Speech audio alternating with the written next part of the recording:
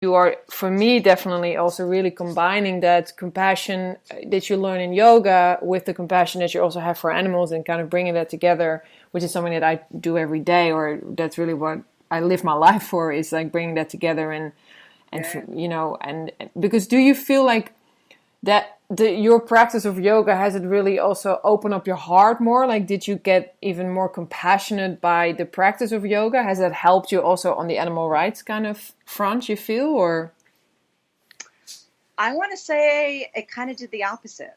Like, interesting. I feel like my practice gave me the strength to be more vocal. Mm-hmm.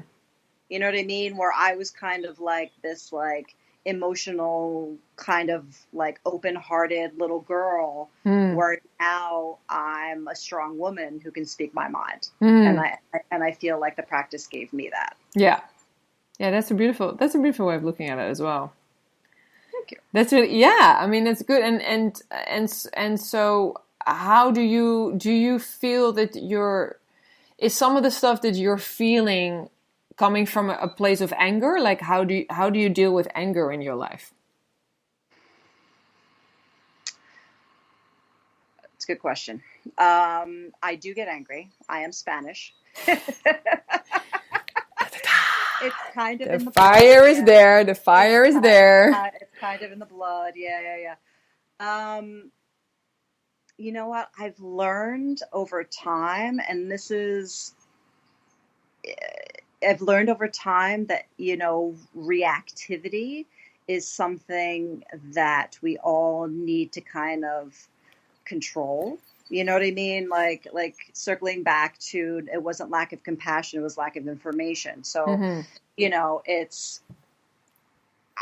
being reactive, which I always was. Like, I was, the teenage girl that would, like, you cheated on me and I would slug you. You Mm-hmm. know what I mean? Like, and not think. I would just snap. I would, like, throw dishes, and, like, I was very much like my mother and my grandmother. They were like that too. Like, very reactive. And at some point, I remember I had a teacher in New York, and adorable little Filipino girl, Teresa. I think she moved back to Australia. And I remember her saying that, yoga she had anger issues, like legit anger issues, Mm-hmm. legit, like that, it affected her life, anger Mm-hmm. issues. And I looked at her, and she was, like, so cute and calm, and I was just like this. I was Really? like the puppy with the head turn. I was like, really, Teresa? Like, you? She's like this little cute little peanut. And I'm like, I couldn't imagine her getting angry at anyone, let alone, like, slashing tires and breaking windows. You Mm-hmm. know what I mean? And she's just like, yeah. She's like, I had to learn to just, like, stop. Like, whatever came at me, I had to stop. I had to take a breath. I had to think before I spoke. I had to think before I responded, even if I had to just walk away, Mm-hmm. and come back to it, because how I was reacting wasn't helpful. Mm-hmm. So I think, we're taught breathing exercises, and the breathing is connected to our state of mind and our state of body and all that stuff. So I feel like just learning how to breathe in a more proper fashion Mm-hmm. has actually seeped into my psyche on some level. You know Mm-hmm. what I mean? Yeah. So now, like, I get angry all the time. Like, I get angry and upset when I see signs for Burger King on the side of the road. Like, I get upset. Like, I was just driving to teach a Zoom class right before I talked to you. Mm-hmm. And I'm driving down the street, like, and there are these two guys in the middle of the road, I don't know, painting lines on the center of the road or something. So the guy's in the middle of the road, and on the other side is, like, a pile of like parts of trees, like tree limbs and shrubbery and all this crap, and I have a nice car, and I'm like, I don't fuck up my car. So I'm, like, trying to, like, navigate getting between the Mm-hmm. shrubbery and the guy, and I guess he thought that I was getting too close to him, and he started, like, screaming bloody murder at me, calling me all kinds of profanities, like giving me Mm. the finger as I'm driving by. And I'm like, Vanessa, 20 years ago, I would have pulled over. I would be like, Yeah. oh, yeah. And I would have pulled over, and I would have got out of the car and been like, what the fuck is your problem? Sorry, I'm cursing. You can bleep It's that. okay. No, it's okay. You can. It's all good. I do it all the time.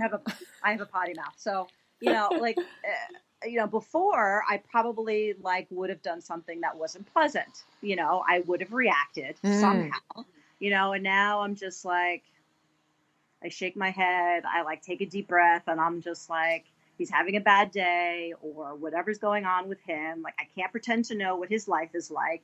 And he just he vented at me, like, whatever, just let it go, keep driving, And it takes a minute. Like, it probably took me a good minute or so to be like, yeah, just calm down. It's fine. It's fine. Just let him be angry. It's fine, Vanessa. Just keep driving. And my chihuahua's in my lap, so I'm like, pet the chihuahua, pet the chihuahua.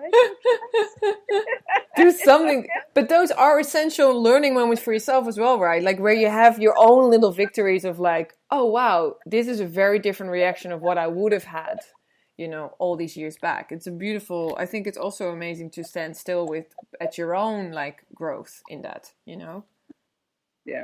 It's really good.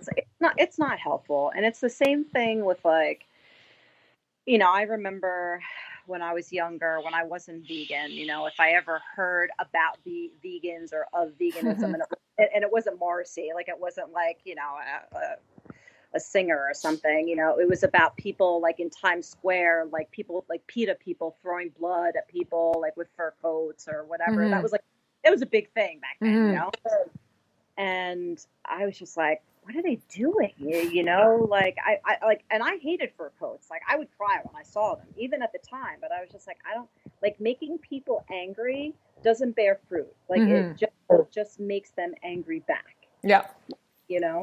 And I'm not looking to fight with people. I don't want them to label me or any other of my vegan brothers and sisters as angry vegans or whatever, because it's like, one bad apple spoils the bunch. They see one vegan being crazy and they're just like, it's very easy to dismiss all the rest of us as crazy. Yeah. No, I agree. So I do my best to just like be nice and, lead by example. Yeah, absolutely. I've learned to, give people information. Like it's usually information and food.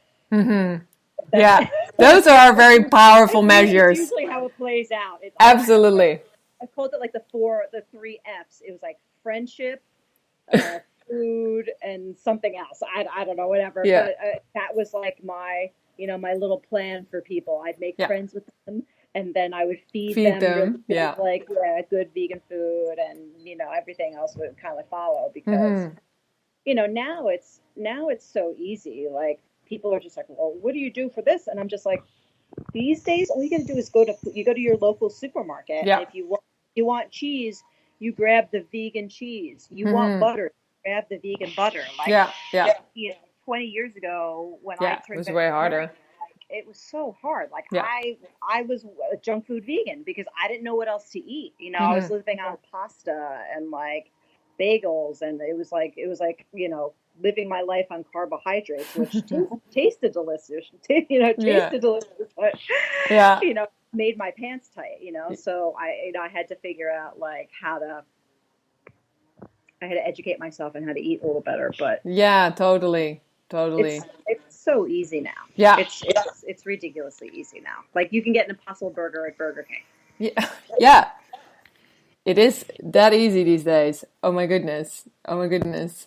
And do you feel that a lot of people come to you for advice?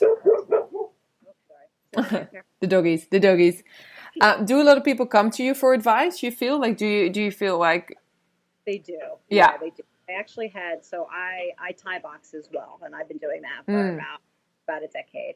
So I have a workout partner. I just started working out with her fairly recently. Not vegan. Never brought it up with her at all. Like, and she told me last week that her and her husband watched Game Changers. Ah, cool. And she's just like, we're going to be plant-based now. And I'm like, that's fantastic. But yeah, when people are thinking about like going vegan or, plant-based or whatever you want to call it these days, they do ask me, they're just like, okay, well, what do you use for this? Or, what's your favorite cheese? Or, how do you make this now or that now? And not that I'm like you, like a chef or anything Mm-hmm. like that, but, like I have amazing like websites to go to, like Vegan Essentials, where Yeah. basically you can find anything from vegan shrimp to, any But kind of gel. cooking is from the heart anyway. You don't have to be a chef to love cooking. And bring that love to people. Which Yeah.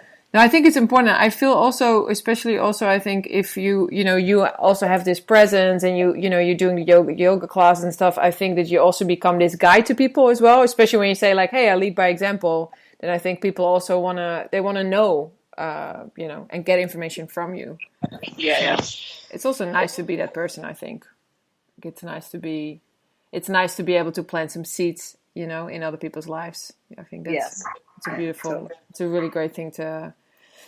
And as a last question, this is something that I really, it's something that I'm really, well, not struggling with, but it's something that I'm really working with. It's like, I've been teaching a lot less years than you. So I've been teaching now for 7 years of yoga, and I had like my anniversary of teaching for 7 years, last week.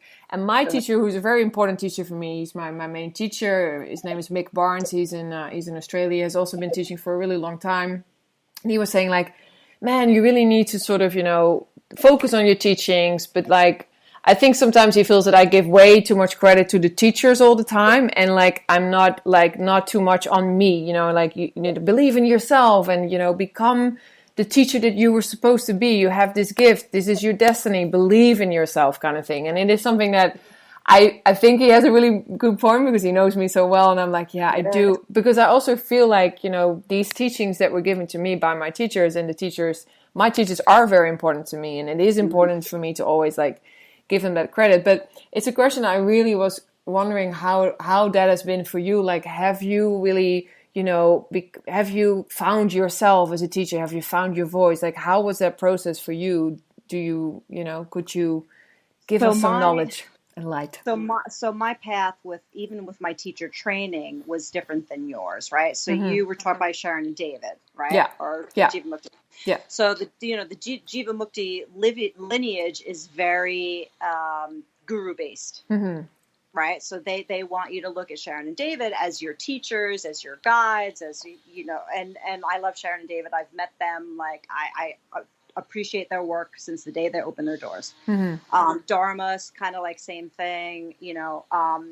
I didn't really have that. I was never really introduced to that guru culture ever, like until I was like really, really, really deep in it.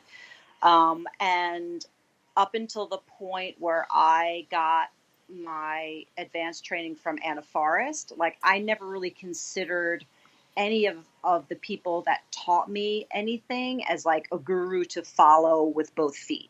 You know what I mean? I kind of looked at not that I didn't appreciate them for the lessons that they gave me, because I did, but there wasn't this like one dude or one chick that I was just like, oh, they're my teacher.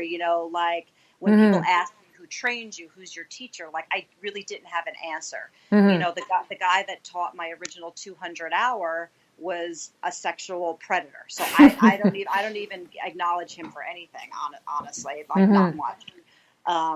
So my learning curve I've been pulling for, I had an Iyengar teacher, and I had Anna, and I had a power yoga, I had Brian, I had, many people that have contributed to me being the teacher that I am. And there are people that I still have not met, I'm sure, that will still continue to contribute to the teacher that I am.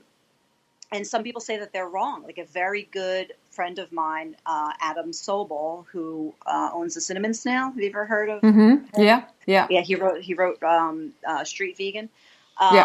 He comes from the complete opposite ideas, right? So he believes that you should have, his yoga is his religion, him and his wife. So they have a guru and they follow, and it's like his guru's word is gospel, and that's just the way it is. And I appreciate him, and I appreciate his beliefs as beautiful, and they work for him, but they're not how I work. So I look at my my teachers as, kind of like the branches that have made